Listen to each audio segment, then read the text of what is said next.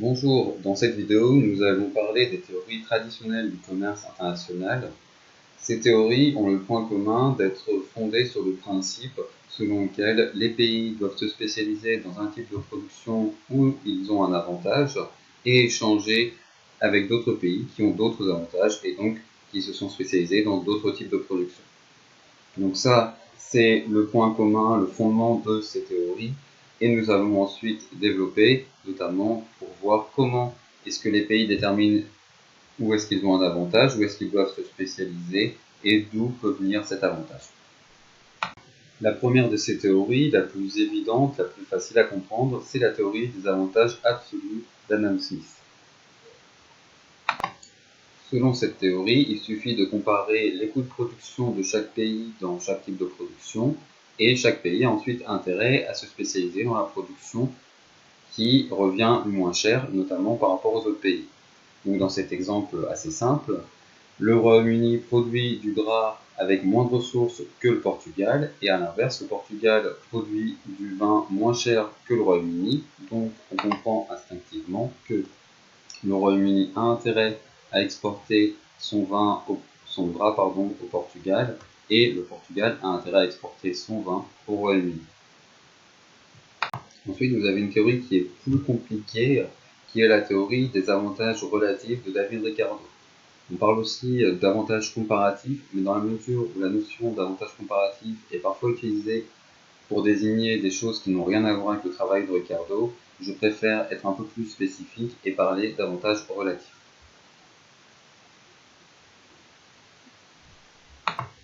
Dans cette situation, quand on compare les coûts de production du Royaume-Uni et du Portugal, on a l'impression que les deux pays n'ont pas intérêt à échanger. Aussi bien dans la production de draps que dans la production de vin, le Royaume-Uni produit plus cher que le Portugal. Donc le Portugal n'a pas intérêt à acheter des biens au Royaume-Uni qui pourrait produire lui-même moins cher. Et à l'inverse, le Royaume-Uni n'a pas intérêt à ouvrir ses frontières au Portugal, car à cause de la concurrence du Portugal, aussi bien dans la production de draps que dans la production de vin, le Royaume-Uni n'aurait plus d'industrie dans son économie et sur lequel se reposer. Mais Ricardo nous dit qu'au contraire, même dans cette situation, les pays ont un intérêt à échanger, mais qu'il faut aller au-delà des coûts de production absolus. Pour Ricardo, plutôt que de regarder donc, les coûts de production absolus, il faut s'intéresser au prix relatif, donc le prix d'un bien par rapport à un autre bien.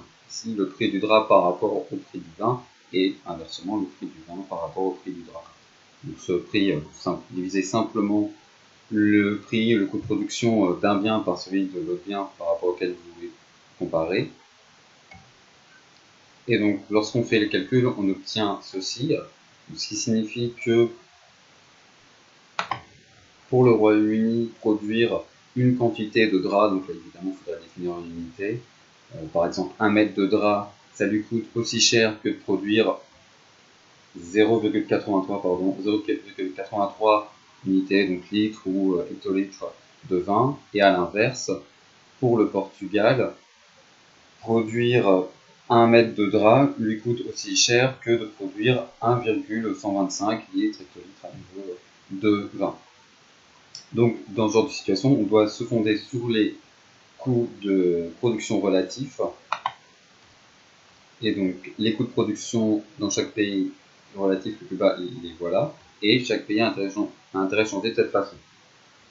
Donc, en gros, le Royaume-Uni a intérêt à se spécialiser dans la production de draps, car c'est là où il a le moins grand désavantage, où il est le moins désavantagé, et à vendre ce drap au Portugal. Et le Portugal a intérêt à se spécialiser dans la production de vin, qui est la production où il a le plus grand avantage, et à vendre ce vin au Royaume-Uni. Donc l'idée, c'est qu'en se spécialisant dans la production de vin, le Portugal réussira à tirer plus de recettes et ensuite à utiliser ces recettes pour acheter le drap au Royaume-Uni et pourra finalement consommer plus de produits, plus de draps et plus de vin que si son économie devait produire les deux types de biens directement, sans échange international. Donc là, j'ai bien conscience que c'est pas forcément très simple, très clair. On va passer par un exemple qui va être un peu plus simple qui va concerner des personnes. Et on va prendre l'exemple de Mark Zuckerberg, alors exemple fictif évidemment, même si a priori la maison est réelle, et Mark Zuckerberg aussi. Et donc Mark Zuckerberg, sa maison de 560 mètres carrés. Donc vous doutez bien que nettoyer toute la maison, nettoyer la piscine, etc., ça prend du temps. On peut imaginer que Mark Zuckerberg est doué pour faire le ménage, pourquoi pas.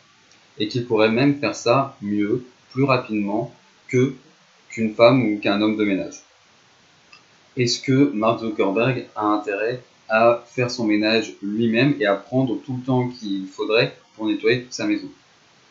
De façon assez compréhensible, on se dit non, il vaut mieux qu'il aille travailler, qu'il gagne de l'argent et qu'ensuite il utilise cet argent pour justement payer quelqu'un. Même s'il pourrait faire le ménage mieux et plus rapidement que cette personne, finalement il fait mieux d'utiliser son temps pour gagner le plus d'argent possible, là où il peut faire le plus d'argent, c'est-à-dire en allant travailler à Facebook plutôt que d'économiser de l'argent en faisant le ménage. Donc finalement c'est la même situation avec le Royaume-Uni et le Portugal. Le Portugal a intérêt à se spécialiser dans la production de vin là où il dispose du plus grand avantage pour gagner justement le plus d'argent possible, et grâce à cet argent supplémentaire, finalement il pourra consommer plus de draps même en l'achetant plus cher au Royaume-Uni que s'il devait produire les deux biens lui-même et perdre du temps du coup et perdre des ressources à produire du drap. La théorie des avantages absolus de Smith comme la théorie des avantages relatifs de Ricardo amènent toutes les deux les pays à mettre en place une stratégie de spécialisation. Donc, si on doit définir cette stratégie de spécialisation, ça consiste à concentrer ses ressources dans un type de production au détriment d'autres produits. Je répète, la stratégie de spécialisation consiste à concentrer ses ressources dans un type de production au détriment d'autres types de produits. Mais par contre, elles se distinguent donc déjà sur quoi doivent être fondées ces spécialisations, soit sur la prise en compte des coûts absolus pour les avantages absolus, soit la prise en compte des coûts et des prix relatifs pour les avantages relatifs. Mais on peut aussi noter qu'il y a un rôle différent de l'État dans ces deux théories. Dans la théorie de Smith des avantages absolus, l'État n'a pas besoin d'intervenir. Les entreprises voient d'elles-mêmes qu'il est moins cher de produire dans un pays plutôt que dans un autre, et évidemment en prenant en compte les barrières telles que les droits de douane, etc., vont décider du coup de localiser leur production dans le pays où c'est moins cher pour elles. Par contre, dans la théorie des avantages relatifs de Ricardo, l'État doit jouer un rôle actif pour encourager justement les entreprises à se spécialiser dans le type de production où elles disposent d'un avantage relatif, car dans la mesure où l'avantage relatif n'est pas évident, il faut justement que l'État encourage et amène les entreprises à se spécialiser pour devenir plus productives et au final, comme on l'a vu, gagner plus de revenus, ce qui améliorera le pouvoir d'achat et le niveau de vie de la population. On vient de voir que les pays pouvaient disposer d'avantages dans certains types de production, avantages qui peuvent être relatifs ou absolus. Il s'agit maintenant de se demander d'où peuvent venir ces avantages. Et une première explication est apportée par les économistes Elie Eschker, Bertil Ohlin et Paul Samuelson dans ce qu'on appelle, en fonction de leurs initiales, le modèle HOS. Ce modèle est notamment fondé sur la notion de dotation factorielle. Donc, la dotation factorielle d'un pays, c'est la quantité et le prix des facteurs de production disponibles dans ce pays. Je répète, la dotation factorielle d'un pays désigne la quantité et le prix des facteurs de production disponibles dans ce pays. Donc en gros, est-ce que vous avez beaucoup de capital qui du coup va être peu cher ou beaucoup de travail qui du coup va être peu cher? Et en fonction de votre dotation factorielle, vous devez vous spécialiser dans le type de production qui va exiger plutôt le facteur de production qui est le plus présent et donc le moins cher. Donc si vous avez beaucoup de travail qui donc est peu cher par rapport au capital, vous devez plutôt vous spécialiser dans une production qui va reposer sur du travail, alors qu'au contraire, si vous avez plus de capital qui du coup va s'avérer moins cher par rapport au travail, vous devez plutôt vous fonder sur une spécialisation, sur une production qui repose sur du capital.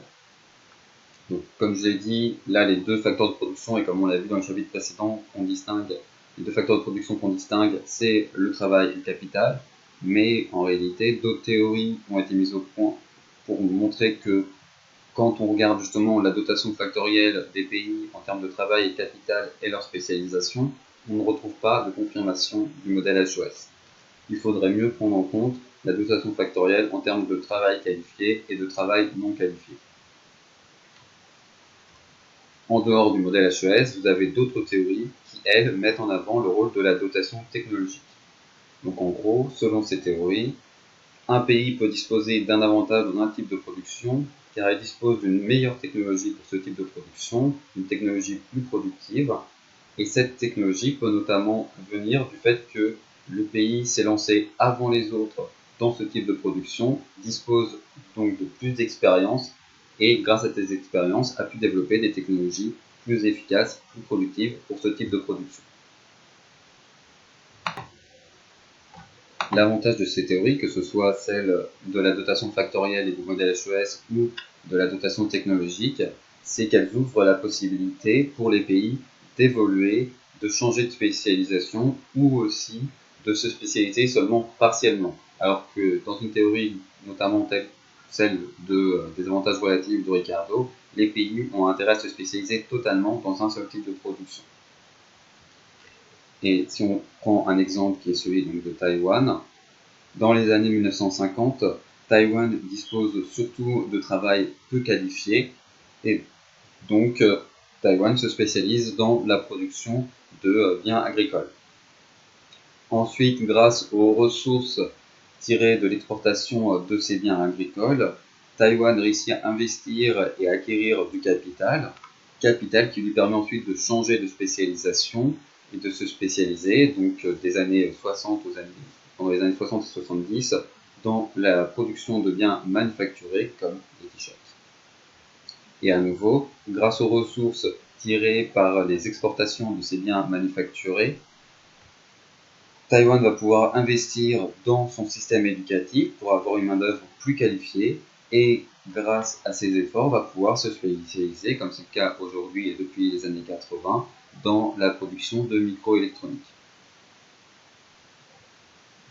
Donc ça, c'est une évolution qui est avant tout fondée sur un changement de dotation factorielle. On acquiert du capital, on améliore la qualification de sa main-d'œuvre, mais c'est aussi possible d'imaginer une telle évolution fondée sur la dotation technologique. Vous lancez dans un type de production avant les autres, donc vous êtes plus productif, vous avez plus d'expérience et vous vous spécialisez là-dedans parce que les autres n'ont pas cette expérience. Mais au fur et à mesure que les autres pays justement rattrapent leur retard et développent justement des technologies qui sont concurrentes, compétitives par rapport à vos propres technologies, vous devez envisager de changer de spécialisation et de vous lancer dans un autre type de produit.